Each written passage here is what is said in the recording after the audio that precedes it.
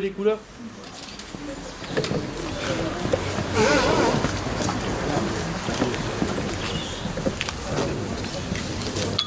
Envoyez.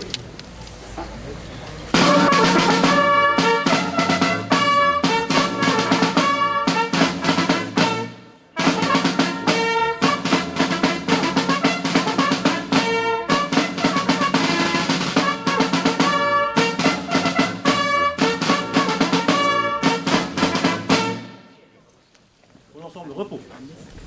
Allocution du Seigneur. Bonjour à vous tous. Donc à l'occasion du 11 novembre 2022, je vais vous lire le message de M. Sébastien Lecornu, ministre des Armées, et de Mme Patricia Miralles, secrétaire d'État aux anciens combattants et à la mémoire. La nouvelle de la victoire se répand à la volée dans tous les pays. Le clocher en clocher. L'écho du clairon vient d'annoncer la fin d'un conflit qui a éprouvé le monde et décimé les hommes. La fureur du canon s'est enfin tue, couverte par un immense éclat de joie. 11 novembre 1918, il est 11 heures, c'est l'armistice. Pour des millions de soldats venus du monde entier, c'est la fin de 4 terribles années de combat. Le soulagement est immense. La guerre est finie, mais pour les survivants commence un funeste décompte. Celui d'1 400 000 soldats français tombés au champ d'honneur, de 4 millions de nos militaires blessés ou mutilés, ces braves aux gueules cassées qui plongent la nation entière dans l'effroi et l'émotion. Le traumatisme est mondial. En tout, ce sont près de 10 millions de soldats qui ont été tués, 3 millions de veuves et 6 millions d'orphelins. Les morts sont presque aussi nombreux parmi les civils. Ceux qui sont revenus des combats racontent la puanteur des tranchées et le fracas des obus. Il explique la peur avant les charges, le courage qu'il faut pour sortir des abris et donner l'assaut aux lignes ennemies, sous la mitraille. Ils disent l'horreur du spectacle de leurs frères d'armes qui tombent à leur côté. Souvenons-nous de leur bravoure et de leur sacrifice. Commémorons ces soldats dont les noms doivent rester gravés dans nos mémoires, comme ils le sont sur nos monuments aux morts, dans les villes et les villages de France, dans l'Hexagone comme dans l'Outre-mer. Souvenons-nous des soldats venus d'Afrique, du Pacifique, des Amériques et d'Asie, de ces soldats alliés venus verser leur sang pour la France et défendre avec nous la liberté sur une terre qu'ils ne connaissaient pourtant pas. Le sacrifice de nos poilus nous oblige. Il nous rappelle que la paix a un prix et que nous devons être désormais unis avec ceux qui étaient hier nos adversaires. Car ce n'est qu'avec le passé qu'on fait l'avenir, écrivait Anatole France. Se souvenir, ce sont les jeunes générations qui doivent désormais s'en emparer pour venir raviver la flamme de la mémoire de ceux qui sont morts pour la France, pour notre liberté. C'est la reconnaissance que la nation doit à ses combattants, à ceux qui sont tombés et à ceux qui ont survécu. Aux combattants d'hier et à ceux d'aujourd'hui, comme à leurs familles et ayant droit, la nation doit continuer d'assurer réparation, reconnaissance et droit, comme l'a voulu le président de la République. Cette année, nous honorons 2 soldats morts pour la France au Mali. Le maréchal des logis-chefs Adrien Quélin, 29 ans, et le brigadier-chef Alexandre Martin, 24 ans. Honorons leur sacrifice et celui de tous les soldats qui ont versé leur sang pour la France. Le monde était convaincu, en 1918, que la Première Guerre mondiale devait être la dernière. Nous savons ce qu'il advint de cet espoir. Et aujourd'hui, en ce 11 novembre 2022, alors que la guerre est de retour sur notre continent, n'oublions pas le combat des poilus pour la paix et le sacrifice de nos soldats morts pour la France. Vive la République et vive la France!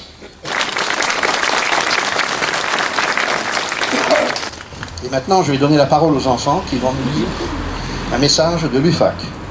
Si les enfants veulent venir.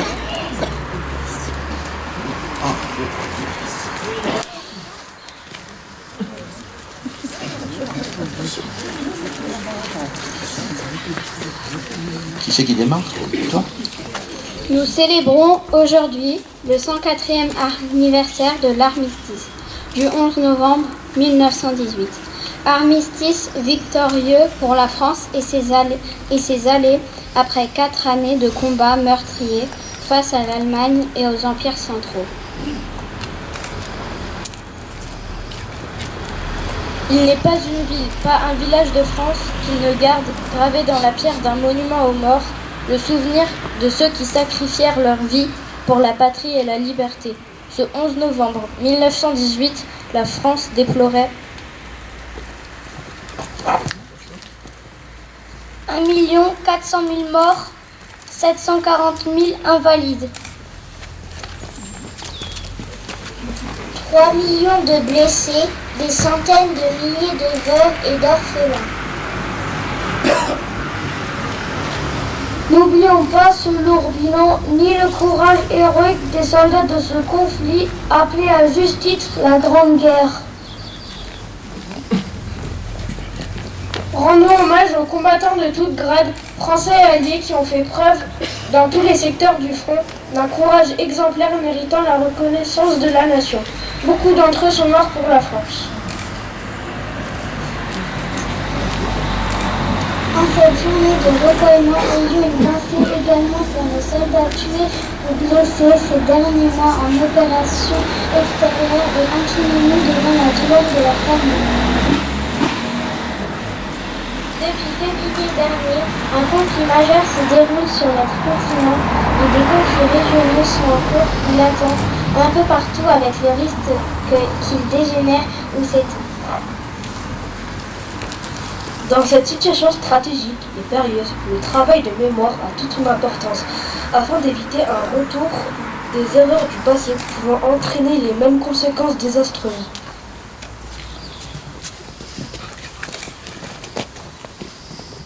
Ainsi, l'Union française des associations de combattants et de victimes de guerre UFAC, fidèle au souvenir de tous celles et tous ceux victimes de toutes les guerres, invite la jeunesse à œuvrer pour un monde plus juste, plus solidaire, plus fraternel et en paix. Vive la République, vive la France! Vive la République, vive la France!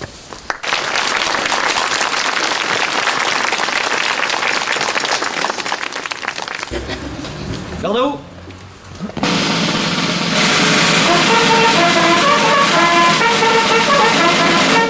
Dépôt de gerbe. Monsieur le maire.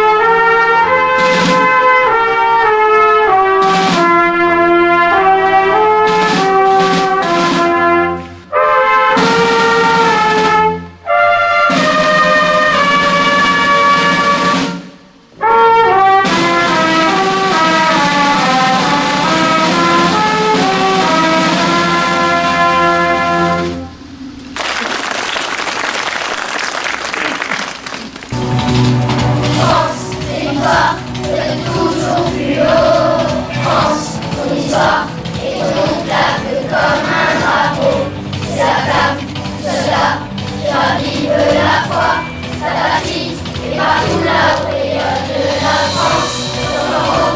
Grandit par fierté, France, c'est beau, et de gauche sur les Champs-Élysées. Ce sang, chaud, je dors ton blason, c'est eux qui scintillent sur tout l'horizon. France, je rêve, doré, de la fraternité, je rêve, l'essence, unité, résistance, c'est là, constellé, plus forte amitié.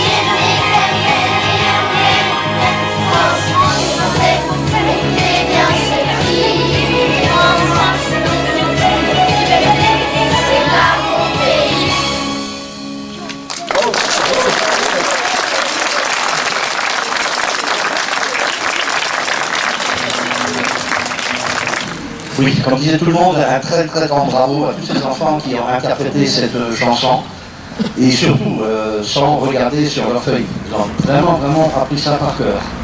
Bravo encore une fois à vous et je crois qu'un dernier applaudissement serait bienvenu.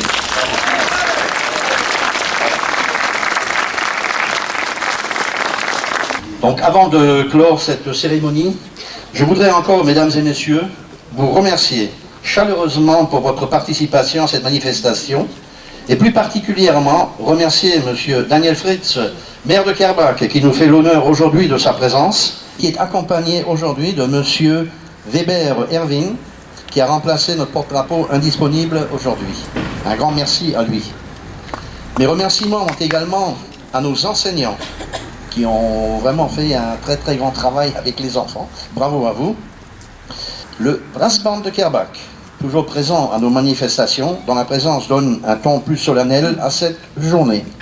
Je remercie également les sapeurs-pompiers, les représentants de la gendarmerie. Un grand merci à vous tous. Je pense que là, on peut également les applaudir. Bravo.